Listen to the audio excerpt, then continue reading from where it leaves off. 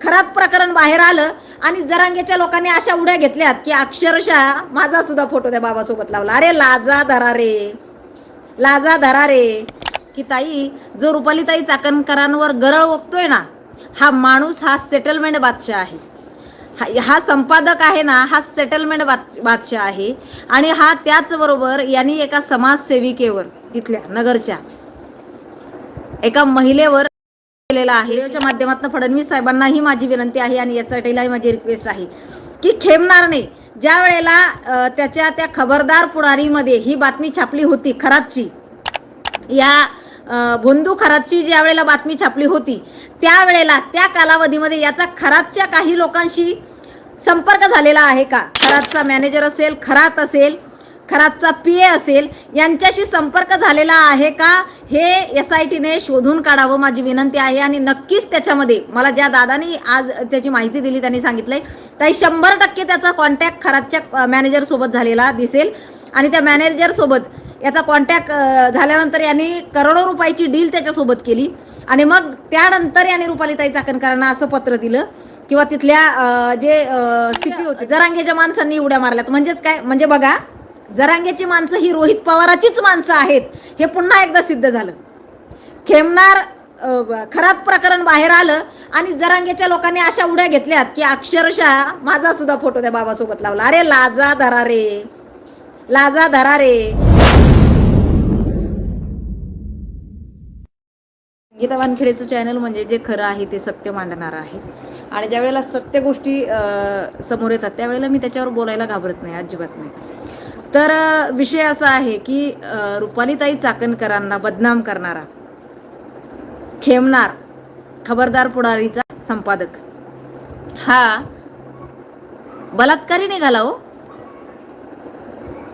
याचे कित्येक अश्लील फोटो मला नगरच्याच लोकांनी पाठवले की ताई, जो रुपालीताई चाकणकरांवर गरळ ओकतोय ना, हा माणूस हा सेटलमेंट बादशाह आहे.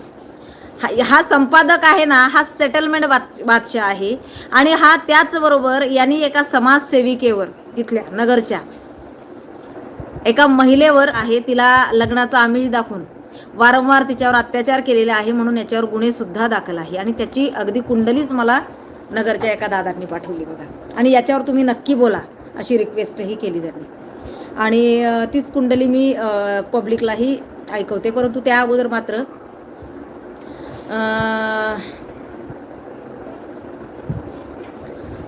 सगळ्यात महत्त्वाचं म्हणजे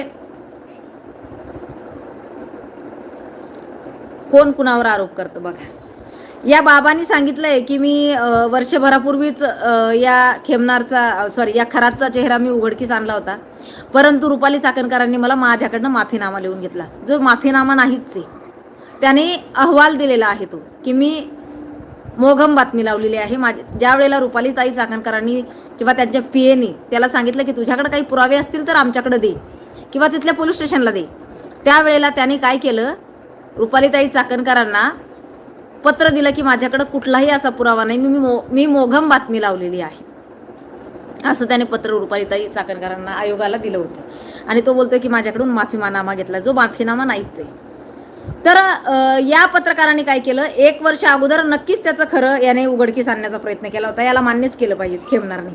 परंतु खेमनारनी काय केलं, ज्या वेळेला त्यांनी छापलं पेपरमध्ये त्यावेळेला खरात सोबत खेमनार आणि आणखी एक पुण्याची महिला आहे कुणीतरी, तिचं नाव कन्फर्म ज्या वेळेला माझ्याकडे येईल ना त्यावेळेला मी नक्कीच ते बोलेल, कारण मी पुराव्यानिशी बोलत असते. पण याचं नाव मात्र नक्की आहे की त्या काळातमध्ये माझी रिक्वेस्ट आहे एसआयटीला, माझी या व्हिडिओच्या माध्यमातून फडणवीस साहेबांना ही माझी विनंती आहे आणि एसआयटीला ही माझी रिक्वेस्ट आहे की खेमनारने ज्या वेळेला त्याच्या त्या खबरदार पुढारीमध्ये ही बातमी छापली होती खरातची, या भोंदू खरातची ज्या वेळेला बातमी छापली होती त्यावेळेला त्या कालावधीमध्ये याचा खरातच्या काही लोकांशी संपर्क झालेला आहे का, खरातचा मॅनेजर असेल, खरात असेल, खरातचा पीए असेल, यांच्याशी संपर्क झालेला आहे का, हे एसआयटीने शोधून काढावं माझी विनंती आहे. आणि नक्कीच त्याच्यामध्ये मला ज्या दादानी आज त्याची माहिती दिली त्यांनी सांगितलंय ताई 100% त्याचा कॉन्टॅक्ट खरातच्या मॅनेजरसोबत झालेला दिसेल. आणि त्या मॅनेजरसोबत याचा कॉन्टॅक्ट झाल्यानंतर यांनी करोडो रुपयाची डील त्याच्यासोबत केली आणि मग त्यानंतर याने रुपालीताई चाकणकरांना असं पत्र दिलं किंवा तिथल्या जे CP होते तिथले किंवा DYSP होते त्यांना यांनी SP-ना जे पत्र दिलेलं आहे तिथल्या ते असं दिलेलं होतं की माझ्याकडं कुठलाही पुरावा नाही आहे जे हा बोंबलतोय आता की तिथले DCP बहुतेक DCP त्या DCPंनी मला दाबण्याचा प्रयत्न केला असं याचं म्हणणं आहे. तर त्यांनी तसं काही केलेलं नाही कारण यांनी स्वतः ते पत्र नेऊन दिलेलं होतं त्यांना आणि रुपालीताई चाकणकरांना सुद्धा.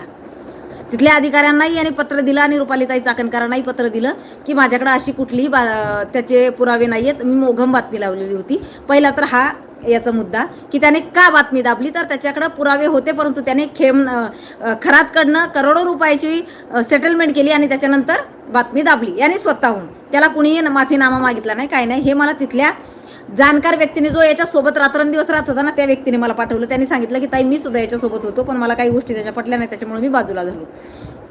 आता त्याच्याबद्दल जे त्याने मला टाकलं ते असं, पत्रकार खेमनारबद्दल बोलते मी बरं का, ज्याने आत्ता म्हणजे पोलीस प्रोटेक्शन मिळालं म्हणतात त्याला, त्या खेमनारला जो सेटलमेंट बादशाह आहे त्याच्यावर बऱ्याच केसेस आहे.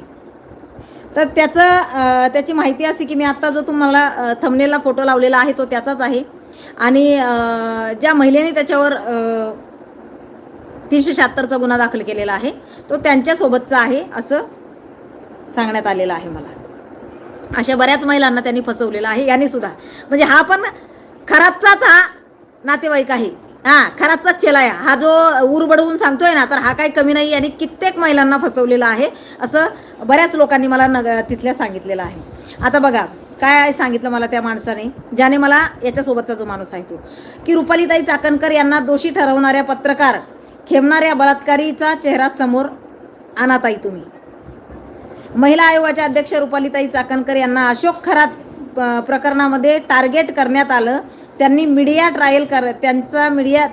ट्रायल करण्यात आली आणि या माध्यमातून रुपाली चाकणकरांना राजीनामा देण्यात भाग पाडले त्या खेमनारमुळे आणि याचं श्रेय खेमनार घेतोय. आता मीडियामध्ये हे प्रकरण ज्याने बाहेर काढलं असं बोललं जाते, या प्रकरणाचे श्रेय त्याला दिले जाते असा खबरदार पुढारी या वृत्ताचा संपादक दत्तात्रय पोपटराव खेमनार याने 1 वर्षापूर्वी याबाबत एकूण माहितीच्या आधारे मोघम लेख त्याच्या वर्तमानपत्रांमध्ये लिहिला होता. त्याची तात्काळ दखल महिला आयोगाने घेऊन त्याला लेखांमधील महिलांवर होत असलेल्या अत्याचारामध्ये सत्यता आणि सर्व तपशील देण्यास सांगितलं.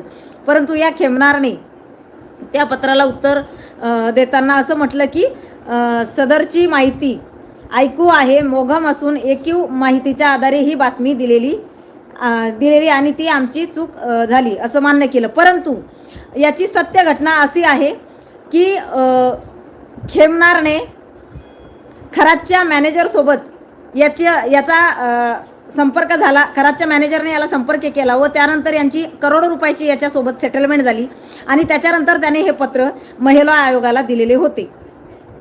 याच्यामध्ये महिला आयोगाच्या अध्यक्षा यांचा काहीही दोष नाही. मुळात या लेखावरची पार्श्वभूमी तपासली असता त्याचा गुन्हेगारी बलात्कारी चेहरा समोर आलेला दिसतोय. या दत्तात्रय पोपटराव खेमनारवर 2018 मध्ये एका सामाजिक कार्यकर्तेवर जवळीक साधून बलात्कार 376 केल्याचा गुन्हा दाखल आहे. त्याचा गुन्हा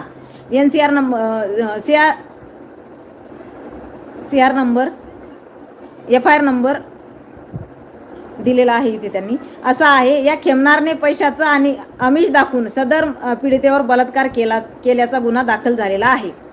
याने 16/1/2019ला ॲडिशनल सेक्शन जज कोपरगाव यांच्याकडे अटकपूर्व जामिनासाठी अर्ज केला होता. तो न्यायालयाने फेटाळला.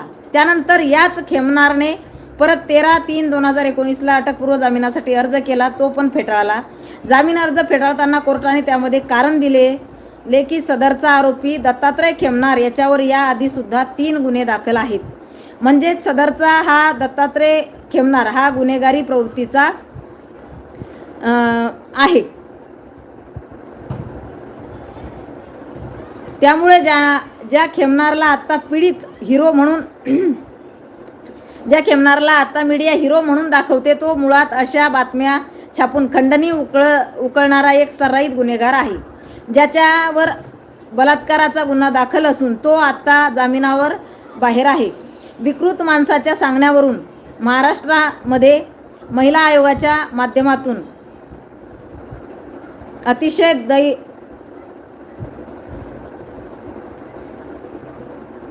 चांगली कामगिरी करणाऱ्या रुपाली चाकणकर यांची राजकीय, सामाजिक व कौटुंबिक प्रतिमा मलिन करण्याचे कटकारस्थान यांनी केले. तरी याचा पर्दाफाश तुम्ही करावा अशी मी तुम्हाला विनंती करतो. असं मला हे त्यांनी लिहून पाठवलेलं आहे, जे दादा आहेत त्यांनी, आणि हे फोटोसुद्धा खूप सारे त्यांनी मला पाठवलेले आहेत. मला सांगा, सगळे म्हणजे बरेच जण उत्सुकता आहे की बाबा याच्यासोबत कधी एकदा रुपाली चाकणकर यांचा व्हिडिओ बाहेर येतो ह्याच्या संबंधितला, आणि कधी आणखी एकदा हे उड्या मारायला मोकळे होतात. परंतु त्या बाईने निष्पक्षपणे याची चौकशी व्हावी, कारण महिलांवर अत्याचार झालेला आहे आणि त्या त्या खरातला यांनी गुरु केलेलं होतं, त्याच्यामुळं त्याच्या संपर्कात त्या होत्या, आणि त्यामुळं समाजाला किंवा महाराष्ट्राला असं वाटू नये की मी याच्यामध्ये काही हस्तक्षेप करते का, आणि म्हणून त्याने स्वइच्छेने तो राजीनामा दिलेला आहे, असं सुनेत्रा वहिनींनी सुद्धा सांगितले. अगदी सुनेत्रा वहिनींचे कालचे जर स्टेटमेंट बघितलं तर बघा, त्या काय म्हणतात की नळावरच्या भांडणासारखं भांडताय. काही त्याला तथ्य आहे का? जरा काहीतरी तारतम्य बाळगून बाईट द्या. काय बोलताय तुमचं तुम्हाला कळतंय का? तुम्ही एका पक्षाच्या अधिकारी आहात, पदावर आहात, पदाधिकारी आहात, याचं भान ठेवा. हे सुनेत्रा वहिनींनी काल खडसावून सांगितलंय. म्हणजे याच्यातनंच दिसतंय अक्षरशः ज्या वेळेला महिला आयोगाच्या अध्यक्षांनी राजीनामा दिला त्यावेळेला वहिनी फार नर्वस दिसत आहेत, त्याच्यामध्ये दिसून येते. त्या खुश नाही आहेत, नर्वस दिसत आहेत, कारण ते रुपालीताई चाकणकरांनी केलेलं काम त्यांच्यापर्यंत पोचलेलं होतं. अगदी त्यांच्यापर्यंतच नाही, महाराष्ट्रामध्ये जे दिग्गज आहेत ना, अगदी परवाच्या दिवशी मी माझ्या कामानिमित्त कोर्टामध्ये गेले होते आणि माझ्या वकीलदादांसोबत ही चर्चा चालू होती. त्यावेळेला माझे वकीलदादासुद्धा म्हणत होते की ताई, त्यांनी केलेलं काम हे नाकारताच येणार नाही. ज्या पद्धतीमध्ये त्या मांडणी करतात, ज्या पद्धतीमध्ये त्यांनी कामं केली आहेत, खरंच रात्रंदिवस ती बाई पळतीये. आत्तापर्यंत माझे वकीलदादासुद्धा म्हटलेत की आत्तापर्यंत किती महिला आयोगाच्या अध्यक्ष होऊन गेल्यात. कुणाचं नाव आपल्याला माहिती आहे का महाराष्ट्रामध्ये? सांगा मला. महाराष्ट्रात कुणीतरी सांगू शकेल का याच्या अगोदर ही महिला अध्यक्ष होती महिला आयोगाची, त्याच्या अगोदर ती होती? रुपाली चाकणकरांनी त्या पदाला न्याय दिलाय असं माझे वकील सुद्धा म्हणत होते. ते काही कुठल्या पक्षाचे समर्थक नाही आहेत माझे वकील, तेच त्यांचे स्वतंत्र विचार असतात, त्यांचं कुठल्याच पक्षाशी पटत नाहीये, काही घेणं देणं नाही त्यांना. परंतु त्यांनी सुद्धा हे मला बोललेत. असे कित्येक दिग्गज लोक बोललेत. अगदी भाऊ तोडसेकर, अरे पत्रकारांचा बाप येतो माणूस, पत्रकारितेमध्ये हात नाही धरत त्याचा कुणी अजूनही. भाऊसाहेब तोडसेकरांनी त्यांचं कौतुक केलं की एका महिलेला किती बदनाम करावं. या खरातच्या नादामध्ये तुम्ही एका महिलेला किती बदनाम करताय, किती तिच्या चारित्र्यावर शिंतुडे उडवताय, किती तिला घाण गलिच्छ कमेंट, किती तिच्यावर पोस्ट काय करताय, तुमचं तुम्हाला समजताय का? बरं, ह्याच्यामध्ये आणखी एक म्हणजे कहर असा की जरांगेच्या माणसांनी उड्या मारल्यात. म्हणजेच काय? म्हणजे बघा, जरांगेची माणसं ही रोहित पवाराचीच माणसं आहेत, हे पुन्हा एकदा सिद्ध झालं. खेमनार खरात प्रकरण बाहेर आलं आणि जरांगेच्या लोकांनी अशा उड्या घेतल्यात की अक्षरशः माझा सुद्धा फोटो त्या बाबासोबत लावला. अरे लाजा धरा रे तुमचा जरांगे त्याच्यासोबत जाऊन आलेला आहे.